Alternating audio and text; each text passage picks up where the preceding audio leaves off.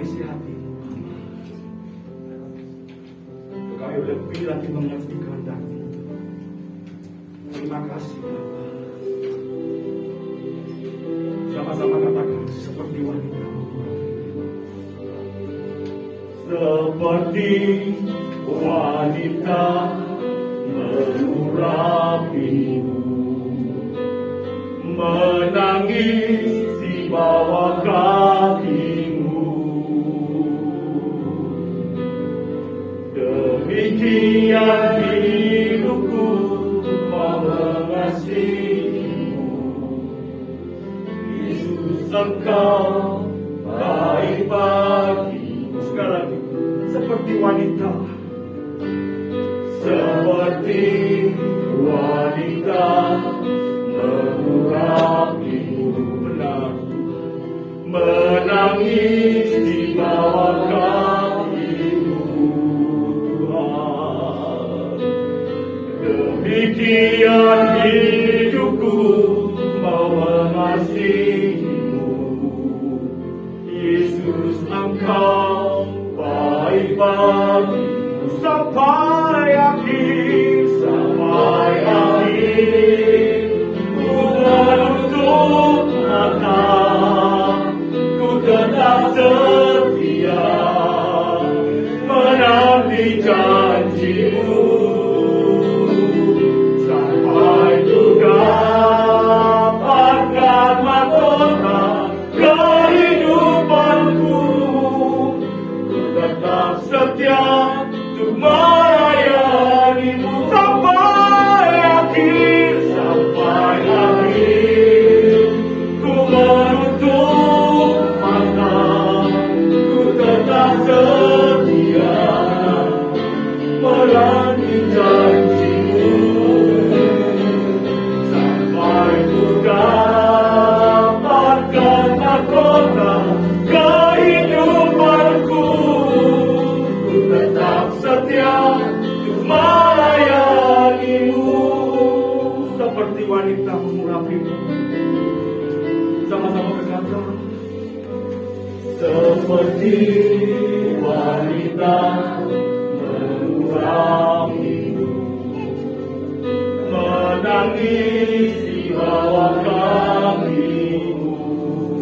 Benar, demikian hidupku mengasihimu.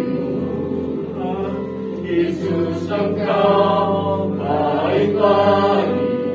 Sekali lagi, seperti wanita. Biarlah ini menjadi kerinduan kami, Bapa. Kami boleh memberikan yang terbaik dari hidup kami. Haleluya. Demikian hidupku mau mengasihimu.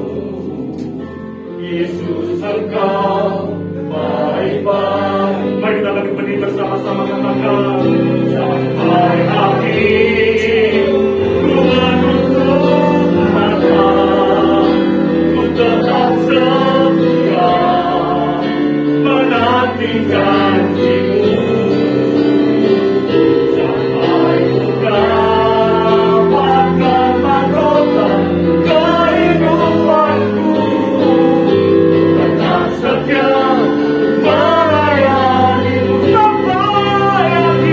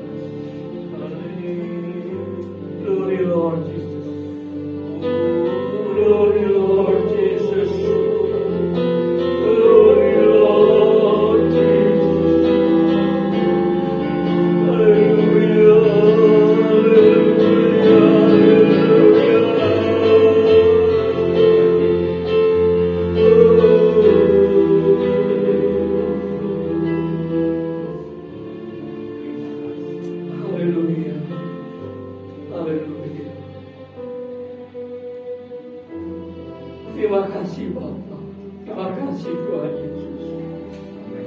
Terima kasih Roh Kudus.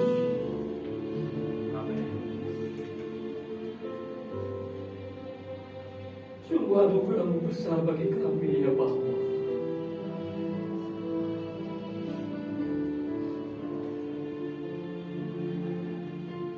Kami mau setia. Iya. Kami mau terus bertekun sampai kami mendapatkan mahkota kehidupan. Tolong kami Bapa, belas kasihani kami.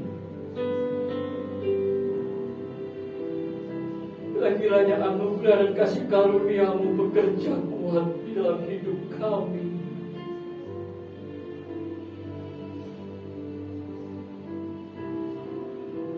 Oleh pertolongan Roh Kudus-Mu kami boleh berhasil menyukakan dan menyenangkan hati.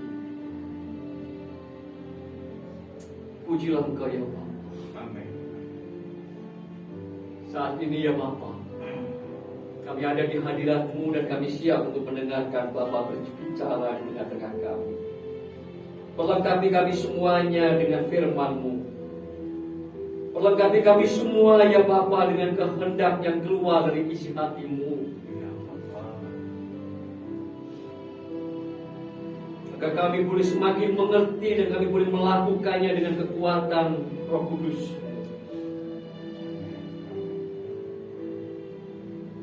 Urapi kami semua dan urapi anak-Mu ini. Agar kami semuanya saat ini benar-benar mendengarkan Bapa berbicara di tengah-tengah kami. Kau menaruh perkataan firman-Mu ya Bapa dalam mulut anak-Mu ini untuk diperkatakan, menjadi berkat kehidupan bagi kami semua yang mendengarkan. Di dalam nama Tuhan Yesus Kristus, kami siap mendengarkan Bapa berfirman bagi kami. Amin. Silakan duduk Bapak Ibu Saudara.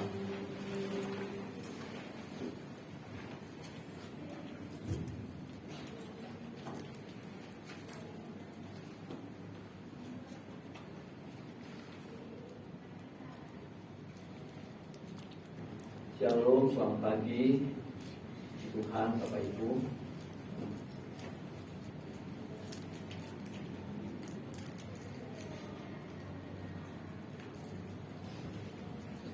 Selamat datang khususnya dengan keluarga Pak Christian. Keluarga lagi mudik ini Pak ya. Selamat datang di Surabaya dalam rangka pulang ke rumah ya. Nah, biasanya ada di Indi, ada di Indi. Ada beberapa keluarga yang hari ini nggak bersama-sama dengan kita Bapak Ibu. Kemarin yang memberitahukan kepada saya, nah ada yang sedang ada hal yang harus dilakukan di luar kota, dan satu lagi Bu Yohana sedang bertugas menemani orang tuanya. Oke, baik Bapak Ibu. Pagi hari ini ada satu hal yang kita perlu untuk kita belajar sebagai umat Tuhan. Kita diperlengkapi untuk kita boleh semakin mengerti apa yang menjadi kehendak Bapa ketika kita beroleh kasih karunia untuk menjadi seorang Kristen, menjadi seorang pengikut Kristus. Tentu menjadi pengikut Kristus, menjadi orang Kristen itu juga adalah sebuah keputusan yang kita ambil. Tetapi di dalam keputusan itu tentu tidak lepas juga daripada kasih karunia, panggilan dan pemilihan Allah atas kita. Amin. Nah, oleh karena itu kita harus sungguh-sungguh bisa mengerti dan benar-benar bisa memahami sebagai orang Kristen, sebagai umat pilihan di dalam Yesus Kristus. Maka ada hal mendasar yang harus kita pahami.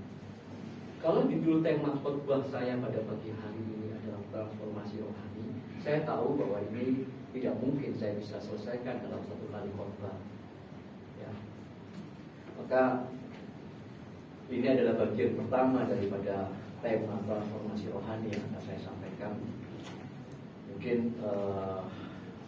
depan akan saya sampaikan bagian yang kedua, mungkin tanggal 20 ya, karena minggu depan tanggal 13 kita akan diberkati firman Tuhan oleh seorang hamba Tuhan yang Tuhan kirimkan di tengah-tengah kita. Ibu Rita Wahyu akan bersama-sama dengan kita secara onsite memberkati kita tanggal 13 minggu depan. Dan mungkin tanggal 20 saya akan melanjutkan tema mengenai transformasi rohani, ini bagian yang kedua. Pagi hari ini kita akan belajar bagian yang pertama, ya Bapak Ibu Saudara.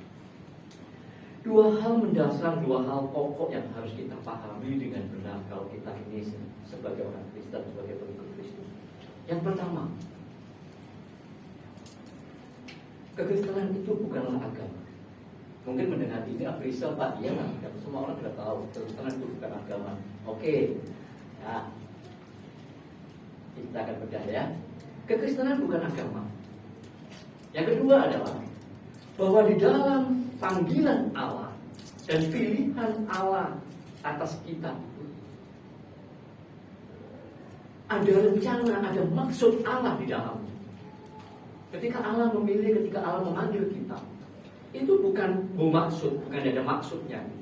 Ada maksud, ada rencana Allah di dalam panggilan dan pemilihan Allah itu. Maka menjadi penting, menjadi perlu dan sangat penting bagi kita untuk mengerti apa maksud dan rencana panggilan pemilihan Allah tersebut, dan bagaimana kemudian kita bisa melaksanakannya di dalam hidup kita. Mengatakan hal ini, maka saya katakan bahwa klise itu Pak. Banyak orang Kristen mungkin merasa dirinya, aku sudah mengerti lah. Iyalah Pak, kekristenan itu memang berbeda dengan agama. Memang bukan agama kekristenan itu Pak. Kalau orang beragama biasanya ini mereka menjawab begini. Kalau orang beragama itu kan berusaha dengan kekuatannya sendiri mereka mau masuk ke surga. Kan beda Pak dengan kekristenan. Kekristenan itu kan karena oleh anugerah di dalam Yesus Kristus kita bisa masuk ke surga. Biasanya jawabannya begitu. Terus kalau orang Kristen itu kan ketika percaya Yesus Kristus adalah Tuhan dan Juru Selamat, menjadi umat pilihan, ditentukan oleh Allah untuk tinggal di surga bersama-sama dengan Allah, bersama-sama dengan Tuhan Yesus. Saking yakinnya kadang-kadang mereka seringkali sudah mengatakan, ingat tuh Pak, rencana Allah, kehendak Allah nggak mungkin gagal dan nggak pernah gagal. Jadi kita ini pasti, kalau kita orang Kristen itu kita pasti masuk surga. Poinnya, intinya Kristen pasti masuk surga. Bukan dengan kekuatan sendiri, tapi oleh karena anugerah Allah.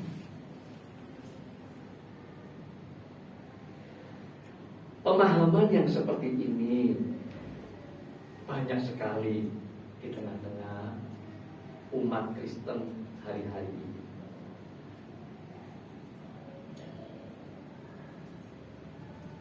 Dan kalau seorang pengkhotbah, seorang pendeta kemudian juga mengajarkan hal yang demikian, pemahaman yang demikian ini kepada jemaat,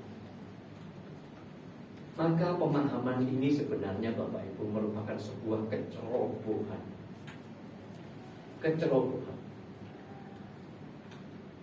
Memang kecerobohan ini, atau kalau boleh dikatakan sebagai kebodohan dalam tanda kutip ya, ini memang di dalamnya atau di belakangnya, behind kebodohan ini, ada manuver-manuver kuasa gelap, kuasa jahat yang menunggangi ya. Dan kecerobohan dan kebodohan ini sungguh-sungguh sangat berpotensi untuk membinasakan jemaat-jemaat Tuhan yang mendengarkan dan mempercayai pemahaman yang seperti itu. Mengapa? Karena tidak dibedah, tidak didetailkan, tidak dijelaskan ya, secara alkitabiah. Kekristenan itu yang adalah jalan hidup di dalam Yesus Kristus, yang di dalamnya ada rencana dan kehendak Bapa itu seperti apa? Bagaimana? Makanya ini penting banget ya. Kalau kita itu harus benar-benar kekristenan itu adalah jalan hidup di dalam Yesus Kristus, yang di dalamnya memuat rencana dan kehendak Bapa. Apa itu rencana dan kehendak Bapa? Ya tentu supaya orang percaya, orang Kristen menjadi seperti Yesus, memiliki keberadaan batiniah seperti Yesus Kristus. Nah, bagaimana caranya? Nah, maka pagi hari ini Bapak Ibu Saudara, ayo kita belajar.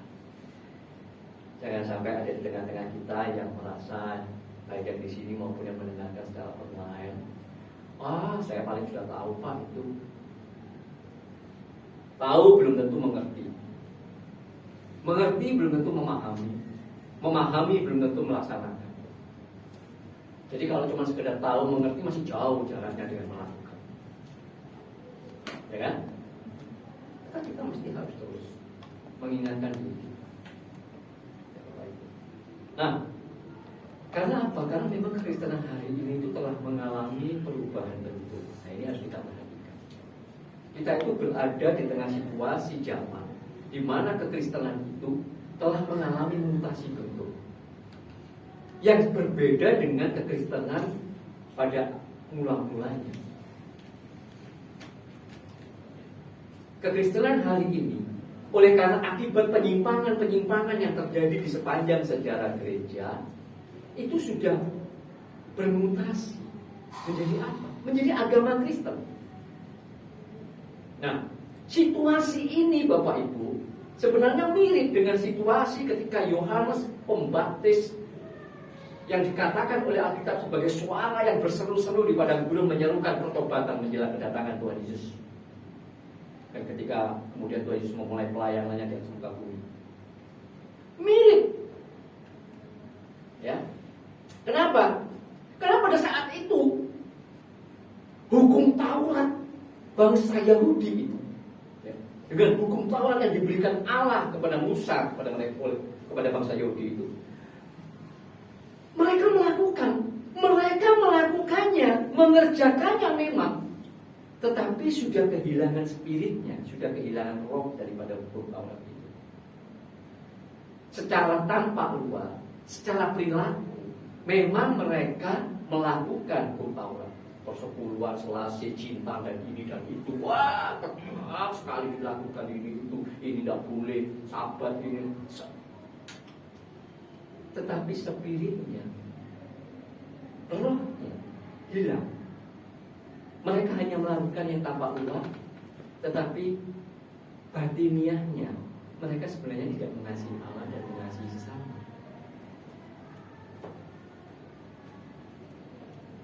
Hari ini orang-orang banyak beragama Kristen,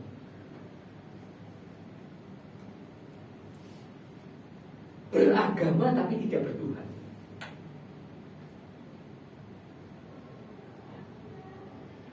Buktinya apa?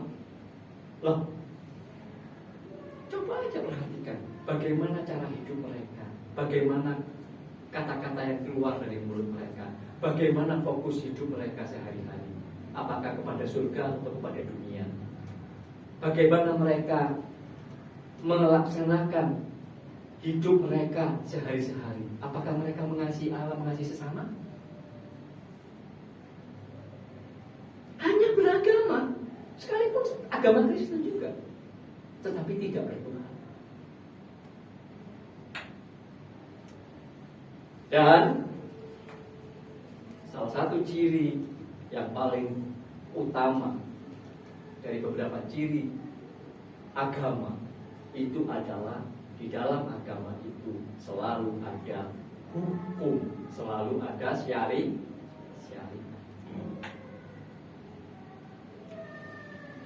Selain ciri-ciri yang lain, ya, rohaniawan, kaum awam, liturgi, tata cara ibadah. Tapi yang paling menandai sebuah keberagamaan itu adalah hukum, syariat agama tersebut. Maka Bapak Ibu, kalau kita melihat ketika pada masa Tuhan Yesus, ingat ketika Tuhan Yesus bertemu dengan anak muda yang kaya, dia melakukan hukum Taurat itu. Dan ketika dia mengatakan, aku sudah melakukannya sejak dari masa mudaku Tuhan, Tuhan Yesus sudah bantah. Dan ayat itu, kisah itu menceritakan, mengesankan memang si anak muda ini benar-benar begitu strict ya, begitu sudah sempurna melakukan hukum Taurat itu. Manusia itu memang ternyata bisa berperilaku secara tampak luar, melakukan hukum dan tidak melanggar hukum. Secara perilaku tampak luar bisa ternyata. Gak cuma anak muda yang kaya itu, Rasul Paulus juga begitu. Dipandang secara hukum Taurat dia tidak bercacat. Ya kan? Tak bercacat Rasul Paulus. Saking hebohnya dia membela hukum Taurat, maka dialah yang kemudian menginisiasi untuk martir yang pertama, Stefanus, dilempar batu. Dan kemudian menganiaya jemaat-jemaat pengikut Kristus pada waktu itu dengan meminta surat kuasa, karena dia adalah seorang Farisi, anggota Sanhedrin yang terhormat, ya. Sampai kemudian dia bertemu dengan Tuhan Yesus dalam perjalanan menuju kota Damsyik. Rasul Paulus orang yang maka Bapak Ibu, hukum atau syariat agama itu memang bisa membuat manusia menjadi orang baik. Tetapi tidak akan pernah bisa membuat manusia menjadi orang benar. Apalagi menjadi manusia yang sempurna seperti yang dikehendaki oleh Bapa. Karena memang hukum itu hanya dapat menjangkau perbuatan atau perilaku yang nampak luar saja. Tidak pernah bisa menjangkau apa yang ada di dalam hati, yang ada di dalam batin kita. Maka ini akan menjadi problem yang serius orang-orang yang melakukan hukum agama atau syariat. Apa itu? Mereka memperhatikan perbuatan-perbuatan luar. Mereka memperhatikan perbuatan-perbuatan yang eksternal, tetapi lalai, abai untuk memperhatikan apa yang ada di dalam hati, apa yang ada di dalam batin. Maka tidak heran kalau di dalam Matius 23-25 kita mendengar, kita membaca di dalam Alkitab, Tuhan Yesus menegur dengan sangat keras ahli-ahli Taurat dan orang-orang Farisi yang dikatakan, hai kamu orang-orang munafik, dikatakan begitu. Cawan dan pinggang kamu bersihkan sebelah luarnya, tetapi dalamnya yang penuh dengan rampasan dan kerakusan, katakan dalam Matius 23 ayat 25. Ayat 27 juga begitu. Kamu itu seperti kuburan yang dilabur putih-putih. Tampak luar kamu putih bersih, tetapi dalamnya penuh dengan tulang belulang. Hukum agama syariat itu memang ternyata sangat efektif untuk bisa menjadi topeng, untuk bisa menjadi kedok menutupi kebobrokan hati manusia. Coba kita mau jujur Bapak Ibu Saudara, sekian ratus tahun, sekian ribu tahun ketika kekristenan bermutasi menjadi agama Kristen dan sekedar menjadi agama Kristen, kita harus jujur kemudian dengan rendah dan manual. Apalagi hari ini banyak orang Kristen, bahkan bukan cuma orang Kristen, banyak aktivis, pendeta, bahkan juga gembala yang sebenarnya munafik.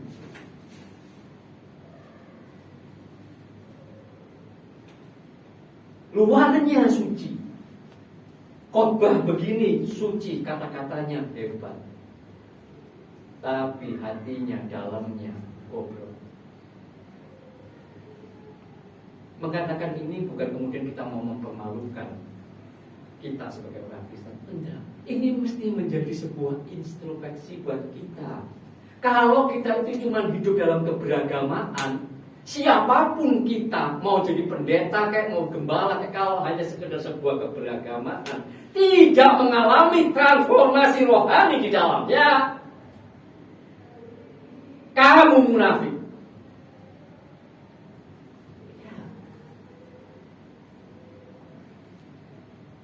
Tampak luar bisa manis, bisa bagus, bisa cantik,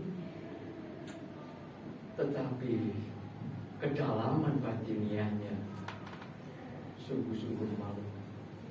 Tanpa menyebut nama, kita sangat-sangat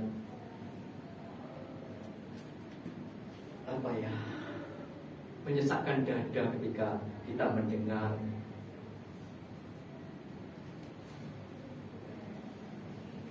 hamba-hamba Tuhan yang begitu terkenal, pendeta-pendeta yang begitu terkenal, apologet yang begitu terkenal. Oh tapi Pak, mereka kan memang manusia Pak, kedagingan bisa jatuh. Bapak Ibu, kalau terpleset, kita mungkin masih ya. Tapi kalau menghidupi itu bertahun-tahun lamanya, itu bukan terpleset Bapak Ibu. Betul kan? Itu sudah mencerminkan betapa belum terjadi transformasi hati dan hanya beragama Kristen. Sekalipun orang pintar ngomong tentang Tuhan, tetapi dia tidak mengalami Tuhan dalam hidup. Dan keberagamaan itu memang sangat-sangat efektif untuk ini. Topeng. Apalagi kalau ditambah dengan lembaga, sekarang ini kan harus selesai lembaga kan secara hukum, gereja namanya. Terus kemudian membangun yang mengatakan ini, kemudian saya tidak menjadi siapapun ya Bapak Ibu, tapi kita mau mengingatkan diri kita, jangan sampai kita ada di sana. Maka kita mengingatkan, kita waspada pada diri kita. Jangan kita ada di sana. Mungkin kita tidak jatuh dalam dosa perzinahan seksual, tapi jangan-jangan kita jatuh dalam dosa yang lain, uang. Karena agama dalam keberagamaannya ada umat yang berkumpul segala macam itu memungkinkan berbagai hal ini. Kesombongan masih gak kelihatan ya kan? Tapi yang kelihatan soal uang, soal perzinahan seksual, aduh, itu ngeri sekali. Maka pagi hari ini kita mesti mengingatkan diri kita. Memang kekristenan itu bersumber, dikatakan ibunya adalah Yudaisme. Dan di dalam Yudaisme itu ada hukum Taurat. Oh yes. Dan Tuhan Yesus mengatakan bahwa aku tidak menghilangkan hukum Taurat itu. Enggak, tapi aku menggenapinya, menyempurnakannya. Dan kekristenan bukanlah agama Yahudi dengan hukum Tauratnya. Karena kekristenan, katakan, adalah jalan hidup di dalam Yesus Kristus. Nah, Bapak Ibu, mungkin ada yang bertanya, Pak, kalau hukum Taurat itu sedemikian, mengapa Allah memberikan hukum Taurat kalau begitu kepada Musa? Kalau memang ternyata hukum Taurat itu ternyata efektif, loh, Bapak Ibu, hukum itu sebenarnya bisa loh. Kalau orang itu benar-benar konsisten ya, di samping dengan kekurangannya ya, melakukan secara jiwanya, rohnya ya sesuai gitu, secara batinnya, lo bisa. Tetapi memang orang yang melakukan hukum Taurat itu cenderung terjebak kepada hal yang eksternal dan kemudian bahkan bisa menjadi sombong. Ahli-ahli Taurat, orang-orang Farisi adalah orang-orang yang sangat-sangat sombong, merasa dia ada di langit yang ketujuh di tingkatan yang berbeda dari manusia-manusia yang lain. Tapi memang hukum Taurat itu baik. Hukum Taurat itu kudus. Maksud saya 10 perintah Allah itu ya, sebelum dijadikan hukum ibadah dan hukum sosial oleh bangsa Yahudi. Nah, maka di dalam Galatia 3 ayat 24 kita bisa membaca di sana hukum Taurat itu bagi kita hari ini sebagai umat Israel baru. Kita harus pandang seperti ini. Galatia 3:24. Hukum Taurat itu adalah penuntun sampai Kristus datang. Galatia 3 ayat 24 kita baca. Nanti kalau kita nggak buka ayat Alkitab sampai selesai saya rasanya nanti kurang aktif. Hukum Taurat adalah penuntun bagi kita sampai kapan? Sampai Kristus datang. Supaya kita dibenarkan karena iman, bukan karena melakukan hukum Taurat. Nah, membaca ini, maka kita sebenarnya bisa memahami kalau seorang di dalam perusahaan misalnya ada karyawan baru masuk, maka kemudian kepada karyawan itu biasanya diberikan apa? Aturan-aturan di dalam perusahaan dibaca. Tahu, kamu mesti ngerti loh aturan-aturan di dalam perusahaan ini begini, gitu kan? Ya toh? Tapi ini memang analogi ini tidak tepat benar, tapi bisa menjadikan analogi karena supaya kita gampang menangkap.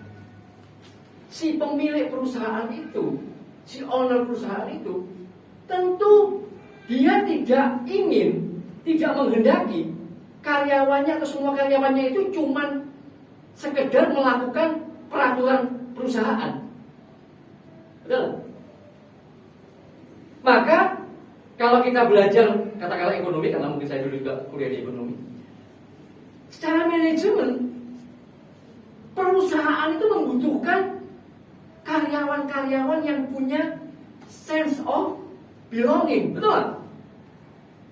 Iya.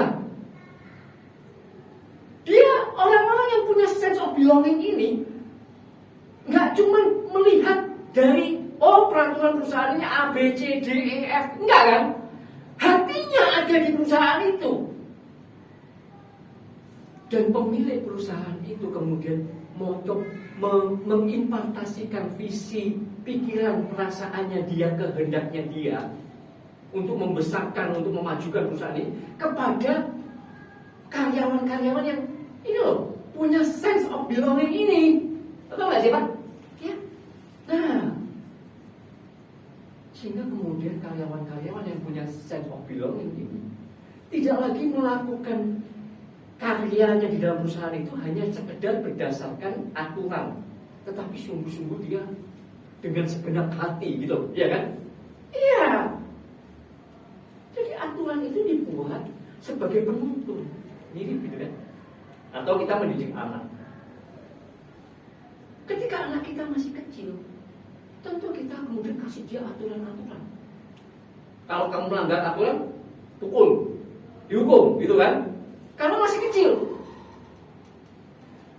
Tapi ketika anak ini beranjak semakin besar, ya, semakin bisa diajak untuk berdiskusi, mulai berpikir, maka orang tua akan mulai meninggalkan aturan-aturan dan hukuman itu, mulai mengajak si anak untuk berdiskusi, mengimpartasikan pikiran, perasaan orang tua, kehendak orang tua kepada anaknya, betul kan? Dan berharap anaknya mengerti apa yang menjadi kehendak orang tua, apa yang menjadi pikiran, perasaan orang tua. Nah, Allah Bapa di surga itu, Bapak Ibu Saudara, juga mau mengimpartasikan pikiran perasaannya kepada kita. Dan pikiran perasaan Allah itu nggak cukup cuma diwadahi dengan hukum Taurat. Dan lagian hukum Taurat itu namanya syariat, hukum apapun itu cuma memang hanya bisa menangkap apa yang tampak luar. Di tengah-tengah kita ada Pak Indrawan yang seorang praktisi hukum, betul kan Pak? Kalau saya cuma baru sekedar ingin mencuri, apakah bisa dihukum? Tidak bisa. Kalau sudah ditindakkan saya mencuri, ketangkep, saya dihukum, betul. Tapi kalau mencuri saya tidak ada yang tahu, nggak bisa dihukum juga, nggak dihukum. Jadi hanya perilaku luarnya, eksternalnya yang bisa ditangkap oleh hukum. Internalnya, ya nggak bisa dijangkau oleh hukum, oleh syariat. Maka memang hukum Taurat itu tidak bisa, apalagi hukum Taurat juga tidak bisa menampung seluruh pikiran dan perasaan Allah. Allah mau mengimpartasikan pikirannya, perasaannya, kehendaknya. Nah, oleh karena itulah ketika Allah Bapa mengutus Tuhan Yesus, Putra Tunggalnya, untuk memerdamaikan orang-orang yang sudah jatuh dalam dosa, itu manusia yang sudah jatuh dalam dosa itu, maka Allah memberikan apa? Injil. Tuhan Yesus mengajarkan kebenaran Injil Kristus dan kemudian memeteraikan orang percaya dengan Roh Kudus. Inilah fasilitas yang Bapa berikan kepada orang percaya, orang Kristen, supaya kita bisa mengerti pikiran, perasaan, kehendak Bapa di surga. Terlebih lagi, Tuhan Yesus sudah memberikan contoh, memberikan teladan. Ini loh, kayak aku ini loh, manusia yang bisa melakukan kehendak Bapa, seirama dengan pikiran dan perasaan Bapa. Betul kan?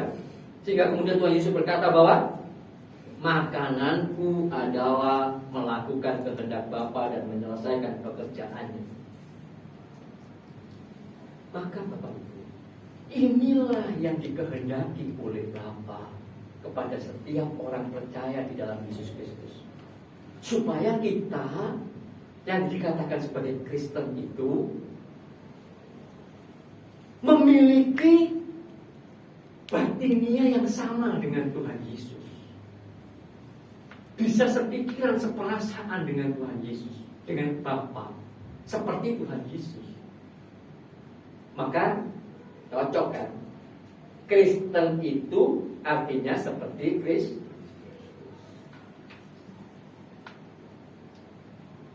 Kristus yang melakukan kehendak Bapa. Maka kita harus menjadi orang Kristen yang mengalami transformasi rohani, bukan cuma sekedar beragama Kristen, tetapi memang jalan hidup kita itu di dalam Yesus Kristus.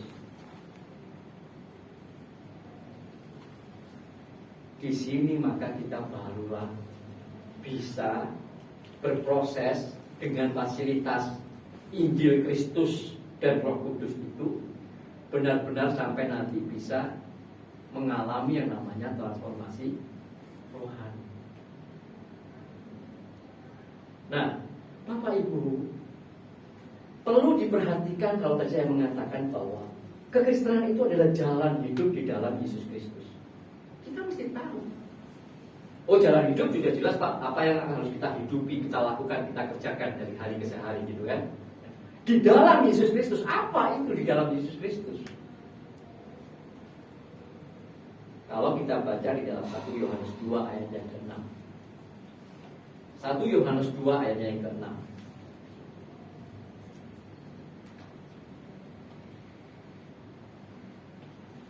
Barang siapa mengatakan bahwa ia ada di dalam Dia, maksudnya di dalam Kristus, dikatakan di sana apa? Ia wajib hidup sama seperti Kristus telah hidup. Maka kalimat di dalam Yesus Kristus itu dengan jelas melalui ayat ini Yohanes mengatakan bahwa orang tersebut harus yang berada di dalam Yesus Kristus, di dalam Yesus Kristus harus wajib hidup sama seperti Kristus. Maksudnya berarti keadaan batinia orang tersebut seperti Tuhan Yesus. Nah, keadaan ini tidak bisa terjadi dengan sendirinya, dengan otomatis. Sekalipun seolah-olah, oh kalau orang pandang Roh Kudus itu Roh Kudus yang kerjakan Pak. Loh, iya, Roh Kudus mengerjakannya, tetapi ada tata caranya, ada tata laksananya, ada prosedurnya, bukan kayak orang sulapan. Nah kalau seperti sulapan ya nggak perlu Roh Kudus itu kemudian dimeteraikan dalam hati kita dan kemudian kita disebut sebagai rumah Roh Kudus, bait Roh Kudus. Lah kalau cuma sekedar sulapan begitu terus kemudian kita bisa memiliki keadaan batinnya seperti Tuhan Yesus, tentu ada tata laksananya, tentu ada prosedur yang harus dijalani. Bagaimana Injil Kristus itu dan Roh Kudus itu bekerja di dalam diri kita, di dalam diri orang percaya, sehingga kemudian orang percaya itu bisa berproses sampai mengalami transformasi rohani, memiliki situasi batinnya, kondisi batinnya yang seperti Tuhan Yesus tersebut. Ya kan Bapak Ibu? Nah, maka disinilah ayat-ayat firman Tuhan mengatakan bahwa kita harus belajar kebenaran Injil Kristus yang benar. Kalau Injil yang diberitakan, yang dikhotbahkan, yang kita dengar itu adalah Injil yang lain, kalau yang diberitakan, yang kita dengar itu adalah Yesus yang lain, ya tentu saja kita sudah melenceng. Teorinya sudah salah katanya. Maka prakteknya ya salah. Ya kan? Karena Injil yang lain dan Yesus yang lain itu pasti mengalahkan orang-orang yang mendengarnya untuk apa? Untuk bisa menikmati dunia ini, untuk bisa berhasil, untuk bisa sukses, untuk bisa ini dan itu semuanya. Padahal Yesus Kristus yang sesungguhnya, yang sejati dan kehendak Bapa yang sejati adalah kita itu mengalami transformasi rohani, bukan mengalami transformasi jasmani. Jangan sampai kita kemudian mengalami lagi peristiwa yang beberapa belas tahun yang lalu atau beberapa puluh tahun yang lalu, begitu meriah, begitu bergairah, terjadi transformasi, ya kan? Transformasi. Tapi jasmani.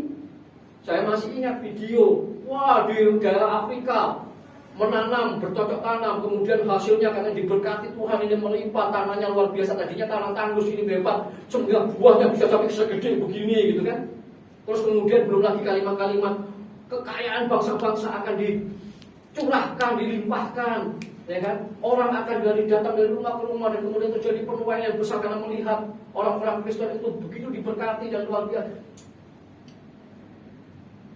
Semuanya fokusnya kepada transformasi jasmani, padahal yang Allah kehendaki itu adalah transformasi rohaninya.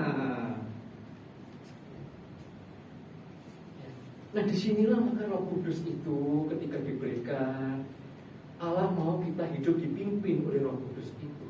Kita mendengar Injil yang benar, mendengar Injil Kristus, dan kemudian Roh Kudus itu akan menuntun kita kepada seluruh kebenaran.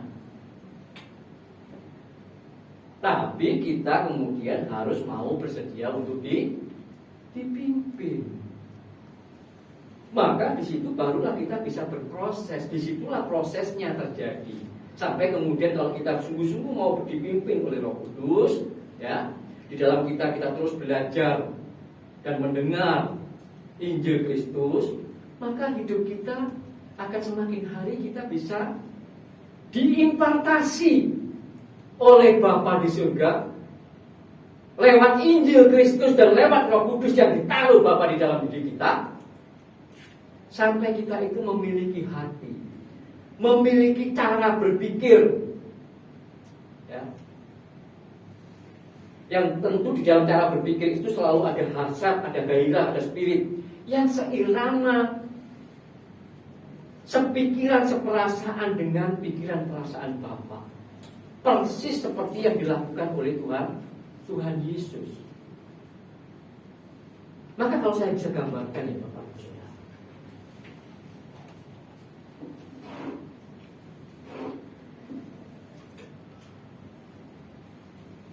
kita itu di sini itu ada hati, bagian terdalam dari manusia. Di dalam hati kita itu hati nurani, ya, tak ada cara berpikir kita. Ini manusia roh kita, Bapak Ibu. Roh. Ya. Kita punya jiwa.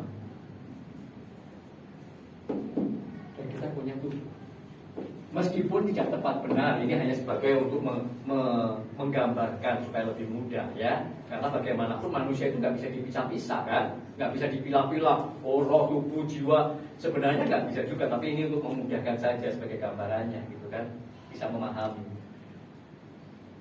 Maka di sini ada pikiran,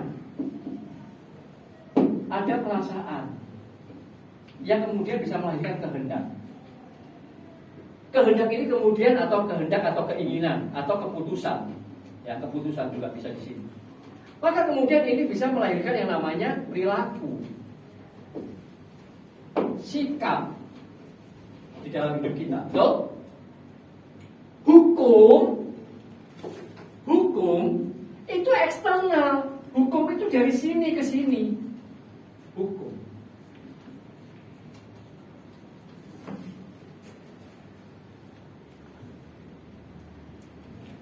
Dari perilakunya mau dibaikin sampai ke sini. Ya. Tapi Allah kemudian mau memberikan Roh Kudusnya. Dia mau bergerak dari sini. Roh Kudus diberikan. Dan kemudian Injil.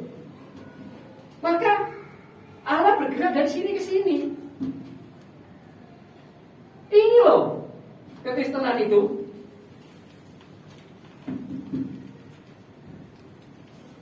Diberikan Roh Kudusnya. Roh Kudus di sini diberikan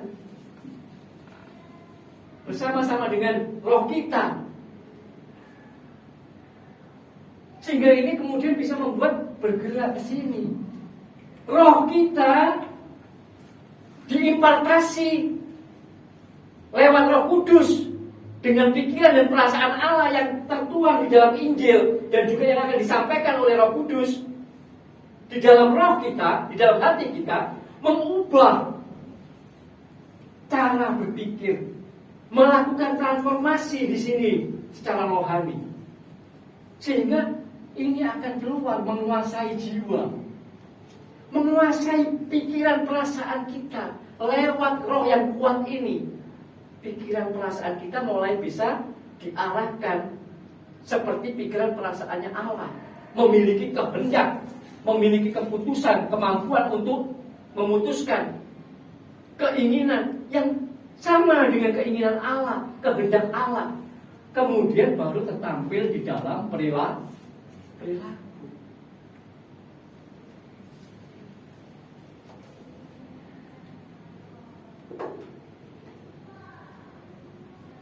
Jadi inilah transformasi rohani yang harus terjadi di dalam diri setiap orang Kristen, Bapak Ibu. Seperti ya yang diteladankan oleh Tuhan Yesus. Dikatakan Tuhan Yesus itu penuh dengan Roh Kudus, gitu kan? Dalam diri Tuhan Yesus itu adalah citra dan gambar terang Allah yang memenuhi Tuhan Yesus. Sehingga kemudian pikiran, perasaan itu terus terkoneksi dengan Bapa. Sehingga Tuhan Yesus bisa berkata, aku tidak mungkin bisa bekerja kalau aku tidak melihat Bapa melakukannya.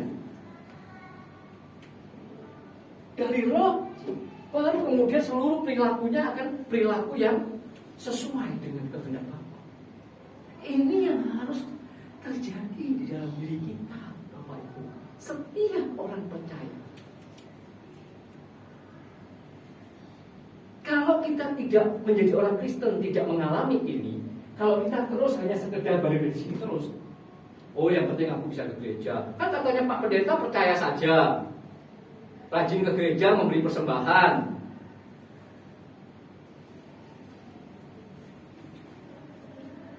Terus kemudian yang penting gak jahat Pak, berperilaku baik. Ini tidak ubahnya cuma ya di sini saja, ininya nggak tersentuh rohnya, nggak menggarap rohnya. Maka kita harus benar-benar menjadi orang Kristen yang seperti yang Tuhan maksudkan, seperti yang Bapa rencanakan.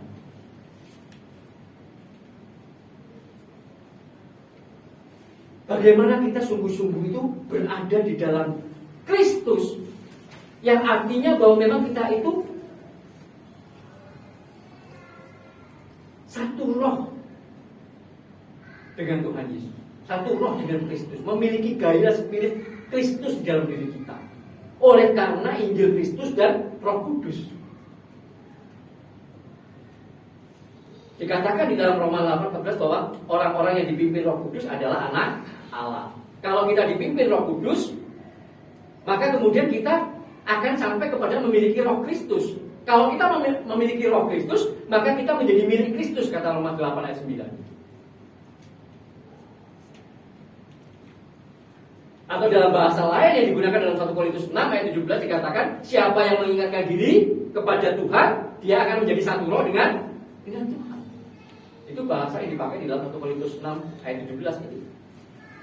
Maka kita mesti harus menjadi orang percaya yang oleh karena Injil Kristus dan pimpinan Roh Kudus, kita akhirnya memiliki Roh Kristus di dalam diri kita. Spirit, gairah, hasrat seperti Tuhan Yesus di dalam diri kita. Maka kalau kita memiliki Roh Kristus, maka kita dikatakan menjadi milik Kristus. Satu roh dengan itulah artinya kita berada di dalam Kristus.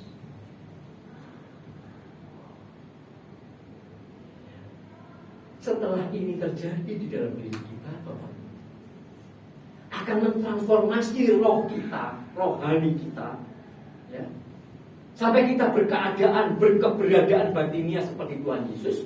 Maka pasti tidak mungkin tidak. Begitu terjadi transformasi di dalam rohani kita, semakin hari semakin kuat, itu akan menguasai jiwa kita. Seluruh pikiran, perasaan, dan kehendak kita akan terimpartasi oleh roh yang kuat ini, roh Kristus ini, semangat Kristus, spirit Kristus ini. Pikiran, perasaan, kehendak, keinginan, keputusan kita akan sesuai. Tentu saja akhirnya perilaku kita, sikap kita, perkataan kita itu akan semakin sesuai, semakin seirama dengan Kristus. Ini harus terjadi dalam diri setiap kita kalau kita orang Kristen. Akhirnya dalam Galatia 4 ayat 19 ada kalimat yang penting untuk kita baca. Galatia 4 ayat 19.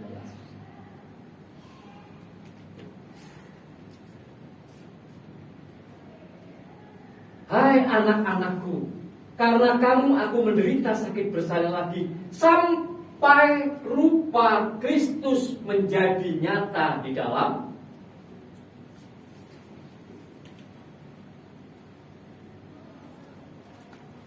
Inilah yang mesti harus terjadi. Bagaimana gereja, pengkhotbah, apalagi gembala memperlengkapi jemaatnya dengan sebuah gairah supaya rupa Kristus itu sampai benar-benar nyata di dalam diri seluruh jemaat yang ada. Sampai rupa Kristus menjadi nyata di dalam kamu. Until Christ be formed in you.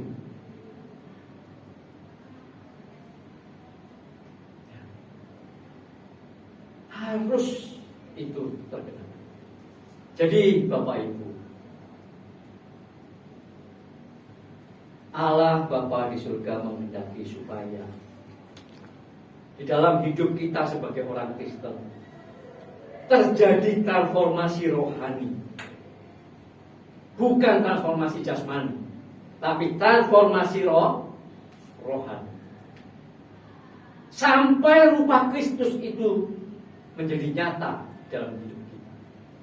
Kita sempurna seperti Bapa, serupa dengan Tuhan Yesus. Nah, pertanyaan terakhir mungkin adalah, mengapa Pak?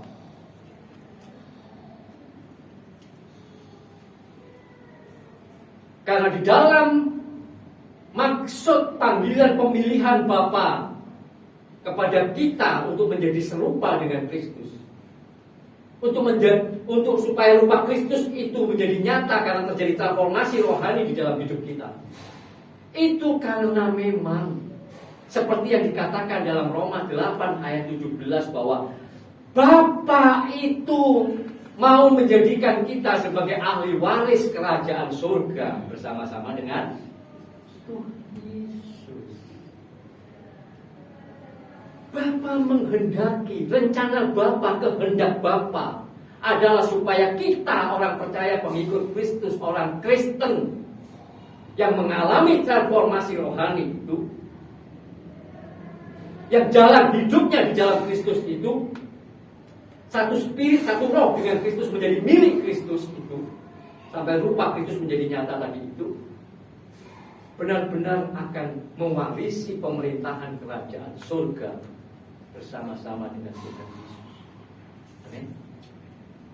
Ini luar biasa mulia.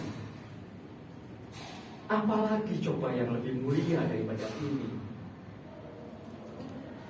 Sekalipun mungkin masih belum kelihatan, Pak. Lah iya. Kalau kita sudah memasuki kekekalan itu lewat kematian, kita akan melihatnya. Maka kita sungguh-sungguh harus mau merelakan hidup kita yang 70-80 tahun di dunia ini. Nanti kita akan saya lanjutkan di dalam transformasi rohani bagian yang kedua. Bagaimana kita mesti mengatasi tantangan, halangan, rintangan sementara kita ada di dunia ini, supaya proses ini terjadi dalam diri kita. Selain keberagamaan, ada satu tantangan lagi yang mesti kita selesaikan. Apa itu? Manusia lama kita.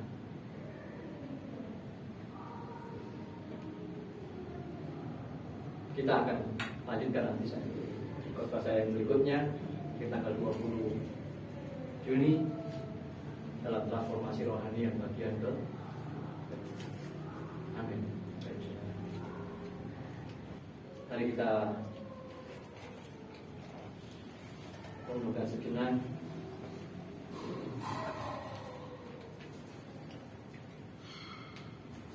Apa yang sudah kita dengar pagi hari ini, Bapak Ibu?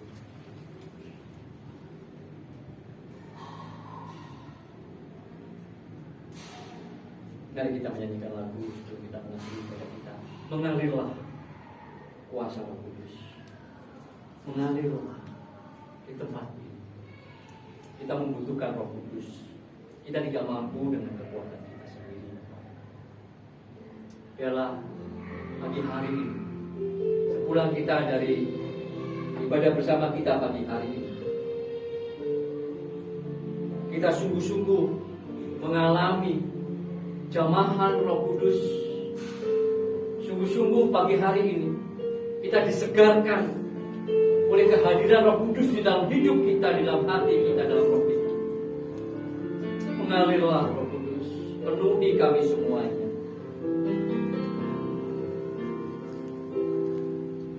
Hidup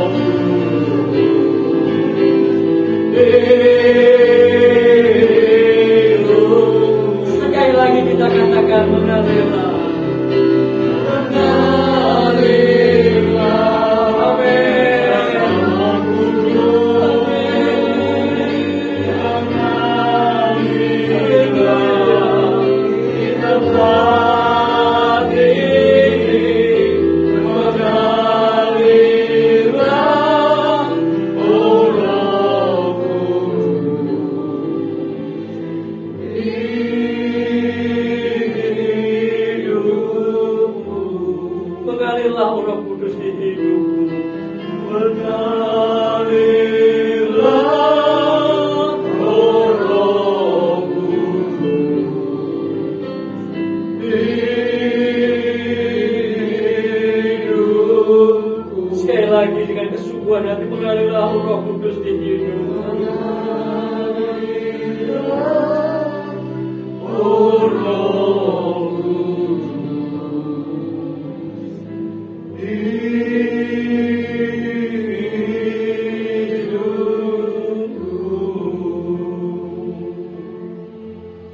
Mari kita ambil waktu sejenak, Bapak Ibu.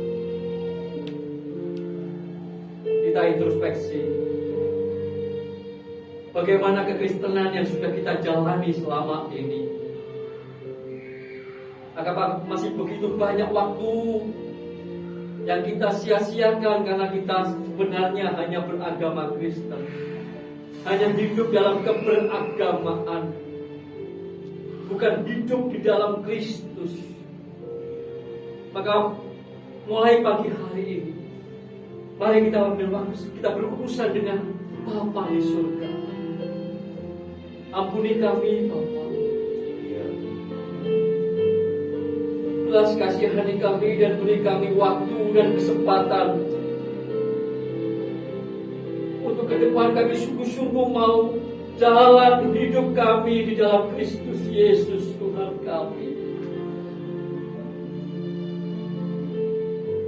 Haleluya, haleluya.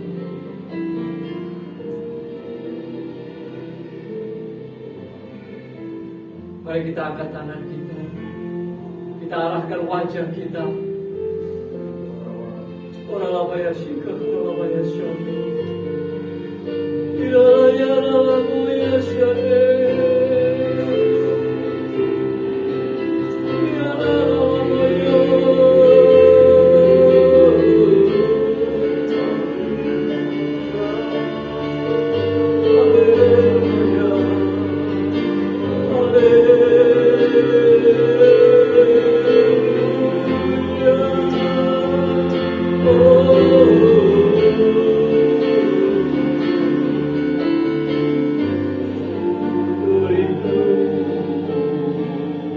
Bapak, kami mengangkat tangan kami saat ini. Kami memohon belas kasihan dan pengampunan-Mu ya Bapak atas setiap kesalahan. Kalau selama ini kami masih berjalan dengan kehendak kami sendiri, kami belum benar-benar hidup di dalam Kristus Yesus Tuhan kami. Pagi hari ini ya Bapa, kiranya kami beroleh belas kasihan dan pengampunan yang dari Bapa di surga.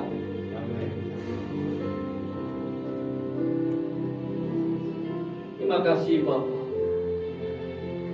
Beri kami waktu, beri kami kesempatan dalam kesabaran-Mu ya Bapa.